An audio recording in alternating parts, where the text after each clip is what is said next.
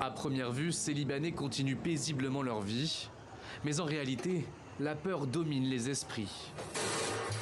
Après les explosions de beepers et de talkie-walkie et l'escalade de violence entre le Hezbollah et l'armée israélienne ces derniers jours, l'atmosphère est pesante dans le pays.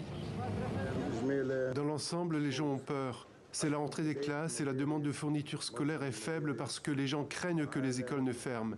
Comme vous le savez, nous partageons les mêmes préoccupations que tout le monde. Que Dieu protège ce pays.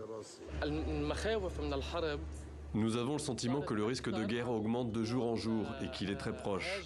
En tant que Libanais, nous souhaitons qu'il n'y ait pas de guerre et nous espérons qu'elle ne se produira pas. Nous espérons que la guerre de Gaza s'arrêtera avant qu'elle ne jette son ombre sur le Liban.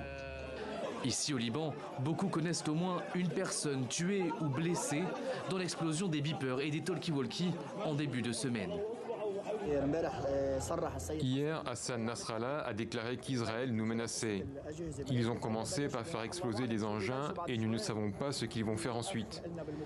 Un frère de la résistance a été touché par une explosion à 2 mètres de nous et il a fallu beaucoup de temps pour l'évacuer en raison des mauvaises conditions qui règnent dans ce pays.